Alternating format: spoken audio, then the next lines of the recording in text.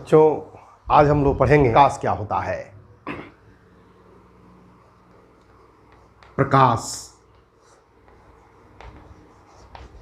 Light. प्रकाश एक प्रकार की ऊर्जा है जो स्वयं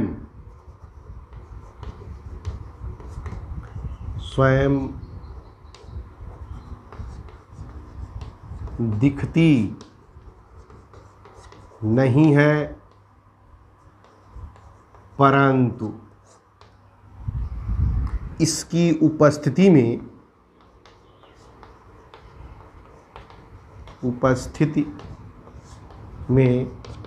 वस्तुएं दिखाई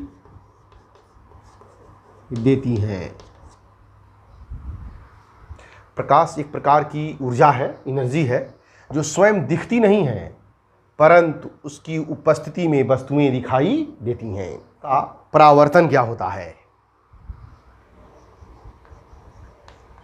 प्रकाश का परावर्तन रिफ्लेक्शन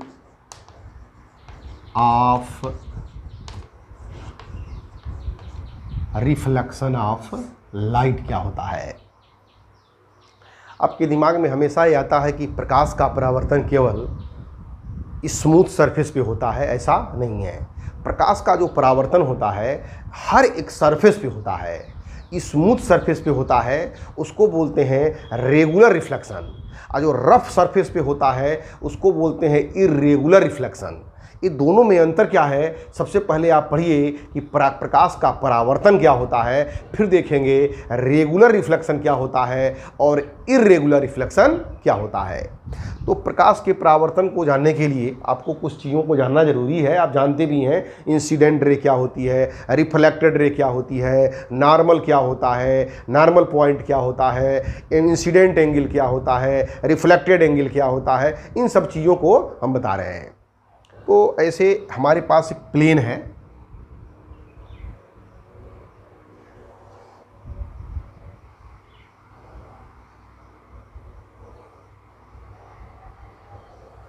ऐसे एक प्लेन है, टेबल मान लीजिए ऐसे, और इस टेबल पर ऐसे एक जो है मिरर रखा हुआ है। एक हमारे पास ऐसे है मिरर, ये है मिरर। और ये मिरर कैसे है? इस प्लेन पे रखा गया है, पूरे प्लेन पर। नीचे क्या है इसका? ये जो दिखाई दे रहा है ऐसे ऐसे किया जा रहा है, ये जो है आपको पेंट किया गया है, कलई किया गया है नीचे की तरफ। और ऊपर क्या है? एक ऊपर स्मूथ सरफेस है और इस पर एक हम नॉर्मल खींच दे रहे हैं, ऐसे नॉर्मल। ये हमारा नॉर्मल है, इस अभिलंब भी बोलते हैं, ये नॉर्मल है यान। जब कोई प्रकाश की किरण या रे बोलते हैं, इस पर इंसिडेंट होती है, ऐसे इंसिडेंट होती है, ये इंसिडेंट रे है, आपतित किरण है। तो यह नॉर्मल से जितने डिग्री का कोण बनाती है उतने ही कोण पर इधर क्या होती है? रिफ्लेक्ट हो जाती है।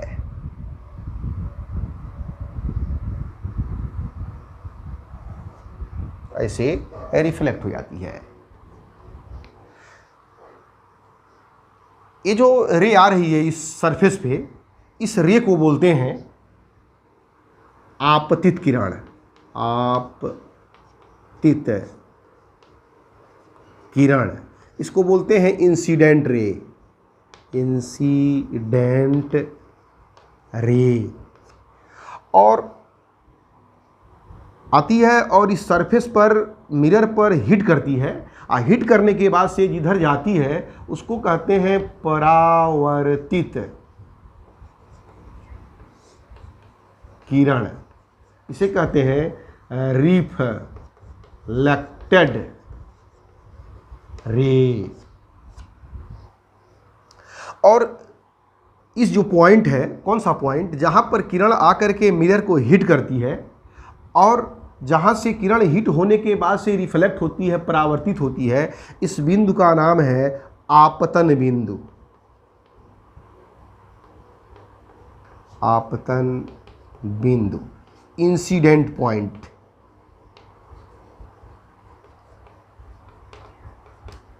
और इस पॉइंट पर अगर एक नॉर्मल खींच दिया जाए यन, तो इसको बोलते हैं अभिलंब, नॉर्मल बोलते हैं, नॉर्मल, अभिलंब, अभिलंब। और आपतित किरण और अभिलंब के बीच में जो कोण बनता है, इस कोण का नाम है आपतन कोण, आपतन कोण, इंसिडेंट एंगल, इंसिडेंट एंगल। और परावर्तित किरण, और ये नॉर्मल है, अभिलंब है, इसके बीच में जो कोण बनता है इसको बोलते हैं परावर्तन कोण, परावर्तन कोण, रिफ्लेक्टेड एंगल। इंसिडेंट एंगल को लिखते हैं आई से और रिफ्लेक्टेड एंगल को लिखते हैं आर से। इस यह आई है और ये आर है, ये हमारा प्लेन है। अब इतनी चीज़ें हो गई, बारी बारी से देख लीजिए। आपतित किरण क्या होती है? जो किरण सरफेस पर या पृष्ठ पर या मिरर पर, मिरर मतलब दर्पण पर, कह सकते हैं दर्पण करिए इसको, जो किरण दर्पण पर आती हुई प्रतीत होती है या दर्पण पर आती है, उस किरण को आपतित किरण कहते हैं। जो किरण दर्पण से वापस लौटती है या टकरा करके वापस लौटती है या जाती है, उसे कहते हैं परावर्तित किरण, रिफ्लेक्टेड रे। आपतित किरण और परावर्तित किरण दर्पण के जिस बिंदु पर मिलती है उस बिंदु को आपतन बिंदु कहते हैं। आपतन बिंदु पर खींचे गए लंब को अभिलंब कहते हैं। आपतित किरण और अभिलंब के बीच के कोण को आपतन कोण कहते हैं, इसे आई से व्यक्त करते हैं।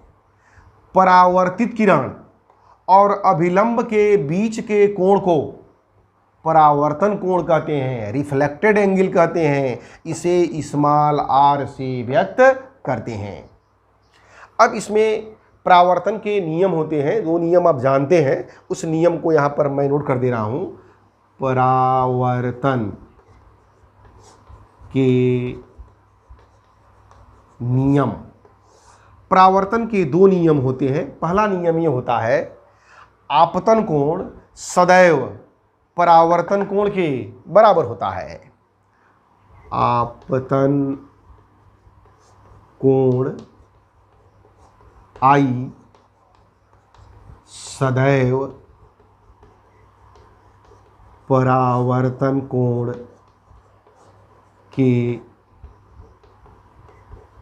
बराबर होता है, यानी angle i equal to angle r, दोनों आपस में बराबर होंगे हमेशा।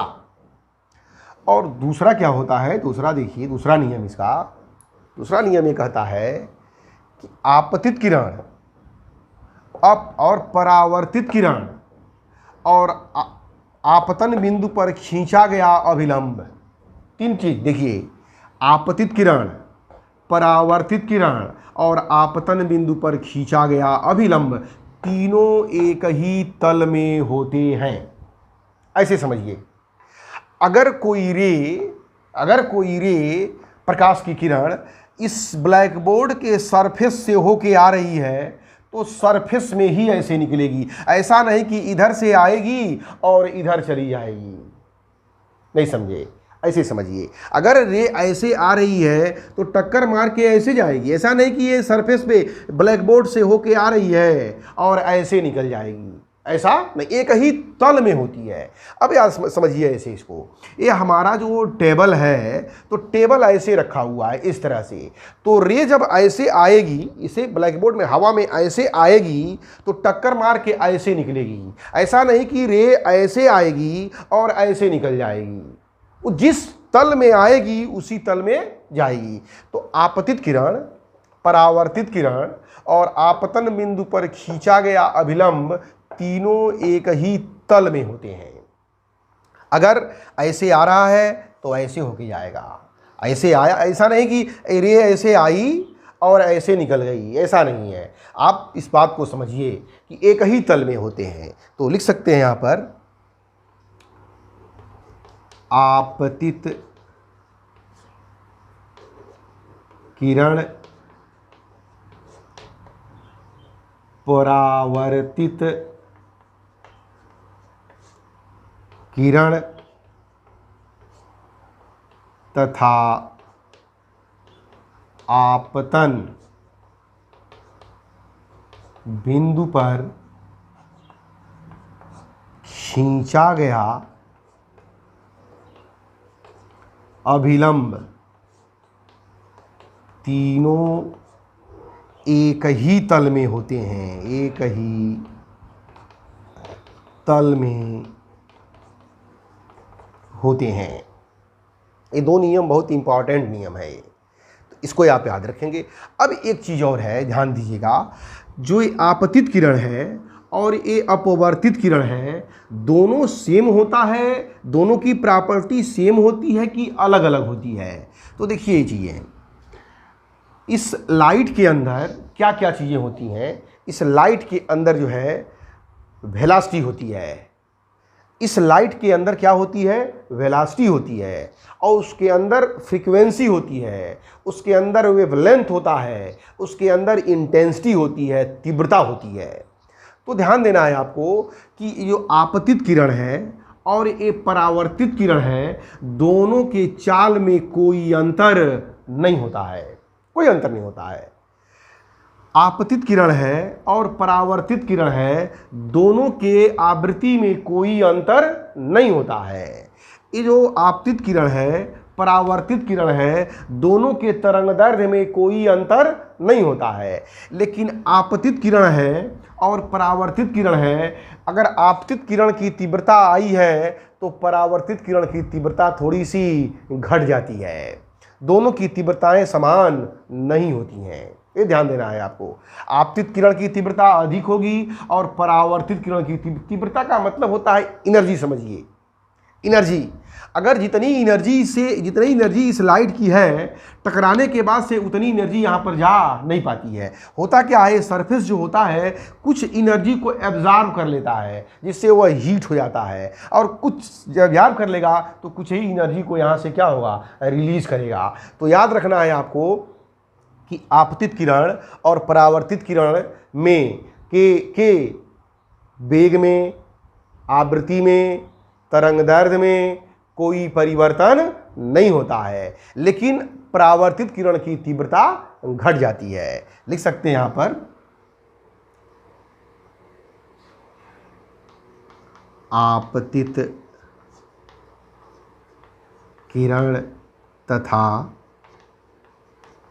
परावर्तित किरण की चाल, आवृत्ति, तरंगदैर्घ्य में कोई परिवर्तन नहीं होता है, परंतु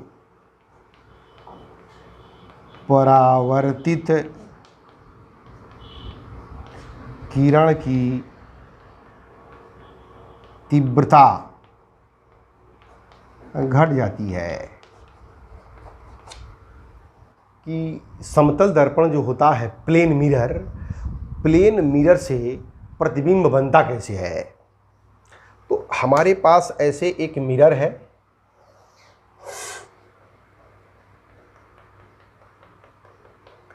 और इसमें एक प्रिंसिपल एक्सिस मान लीजिए इसका है,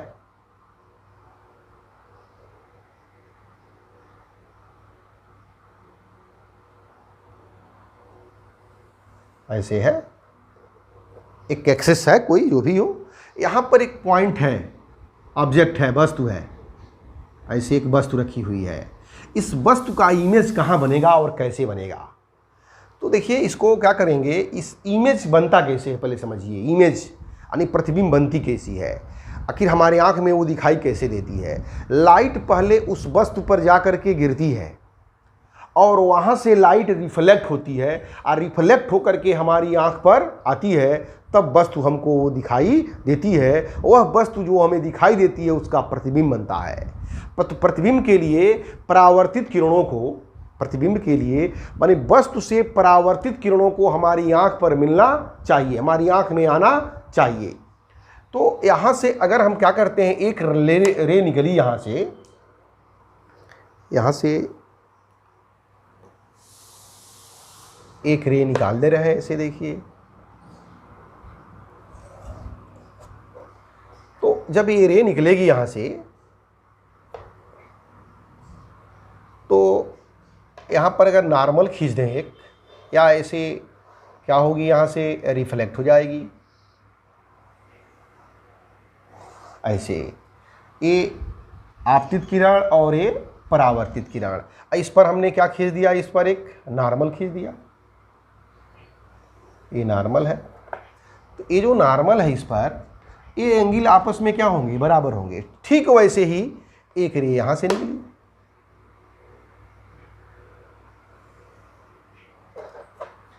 ये दो रे जा रही है हमारे पास। ये जो वस्तु है, ये हमारे पास जो ऑब्जेक्ट है, ये वस्तु है, यहाँ से एक रे इधर निकली, इधर चली गई, एक रे इधर निकली और यहाँ से इधर चली गई ऐसे।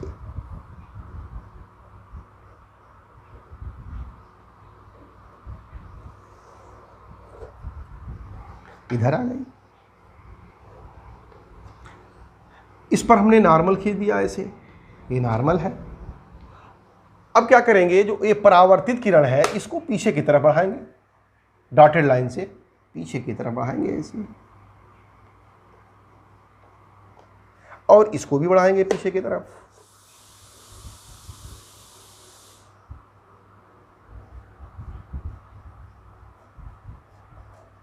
ऐसे। जहाँ पे काटेगी ये परावर्तित किरणें जो है, जहाँ पे काटेगी ऐसे, यहाँ पर बनेगा प्रतिबिंब। अगर यह इमेज ऑब्जेक्ट ओ है तो यहाँ पर इमेज बनेगा आई बनेगा यहाँ पर, इसको इमेज बोलते हैं। यह है वस्तु और यह है प्रतिबिंब। तो अब इसमें जो वस्तु और प्रतिबिंब है इसको लिखेंगे ओ से और इसे लिखेंगे आई का मतलब इमेज, और ओ का मतलब ऑब्जेक्ट। ऑब्जेक्ट मीन्स क्या होता है, वस्तु। ओ का प्रतिबिंब कहाँ बना, आई पर बना। तो ऐसे ही अगर ऐसा नहीं कि बिल्कुल सामने रखा हो तो ऐसे ही बनेगा। हम प्रतिबिंब को बनाने के लिए कहीं भी इसको रखा जा सकता है। अब देखिए एक इसका प्रतिबिंब और बनाते हैं, आपसे पूछते हैं कि बताइए इसका प्रतिबिंब कहाँ बनेगा। ऐसे हमारे पास एक मिरर है, ऐसे ये मिरर है।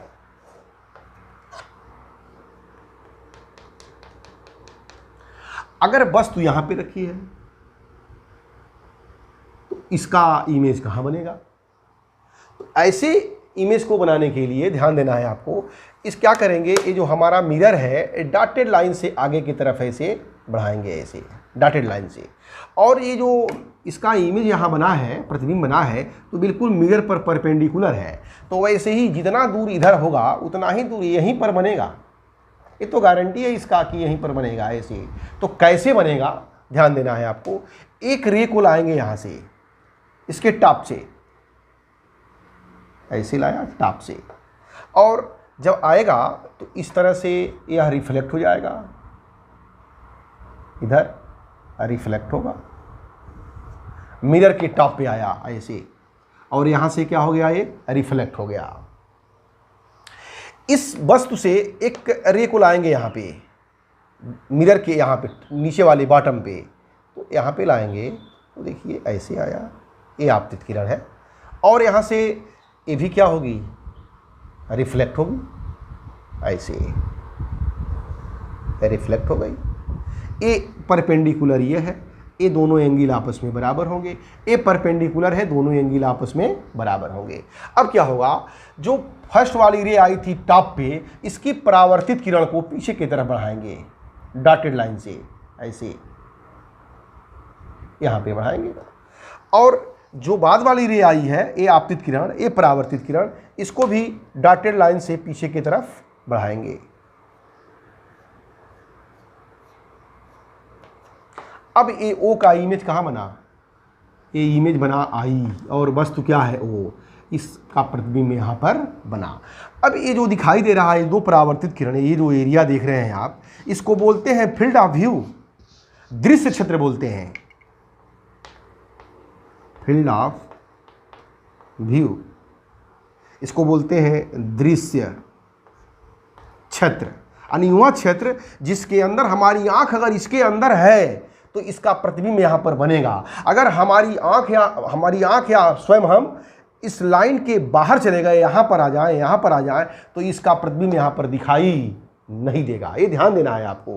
प्रतिबिंब इसको बोलते हैं फील्ड ऑफ व्यू बोलते हैं, इसको बोलते हैं दृश्य क्षेत्र। इसके अंदर अगर रहेंगे तभी ओ का प्रतिबिंब आई पर दिखाई देगा, अदरवाइज दिखाई नहीं देगा। और ये चीज़ जो है ध्यान देना है आपको, ये बिल्कुल परपेंडिकुलर होगा। ये जो मिरर में जब बनता है, प्लेन मिरर में इमेज, तो इस मिरर पर वो जो है बिल्कुल परपेंडिकुलर होना चाहिए। ऐसा नहीं कि आप दिखा देंगे कि यहाँ पर बनेगा, नहीं, गलत, बिल्कुल यहाँ पर बनेगा, इमेज यहाँ पर बनेगा। इस तरह से आप बनाएंगे कि मिरर से प्रतिबिंब कैसे बनता है, कहीं पे भी रखा हो। और याद रखिए फील्ड ऑफ व्यू का मतलब क्या होता है। फील्ड ऑफ व्यू का मतलब उस फील्ड में आप रहेंगे तो भी अब रे केवल दो ही नहीं आएगा, बहुत सी आएंगी। तो इस पर ऐसे आएगा, ऐसे ऐसे मिरर पे बहुत सी आएंगी रे, लेकिन हमने टॉप का लिया और बॉटम का लिया। ये सारी रे हमारी आंख पे आएंगी और परावर्तित किरणें जब हमारी आंख पे पहुंचती हैं तो उस वस्तु का प्रतिबिंब बनता है। जब तक परावर्तित किरणें नहीं पहुंचेंगी तब तक हमारी आंख पर प्रतिबिंब नहीं बनेगा। तो प्रतिबिंब दो तरह के होते हैं, एक होता है आभासी प्रतिबिंब और एक होता है वास्तविक प्रतिबिंब। वस्तु भी दो तरह के होते हैं, वास्तविक वस्तु होते हैं और आभासी वस्तु होते हैं। तो वास्तविक और आभासी वस्तु क्या होता है वो भी बता रहे हैं आपको, और आभासी और वास्तविक प्रतिबिंब क्या होता है वो भी बता रहे हैं आपको।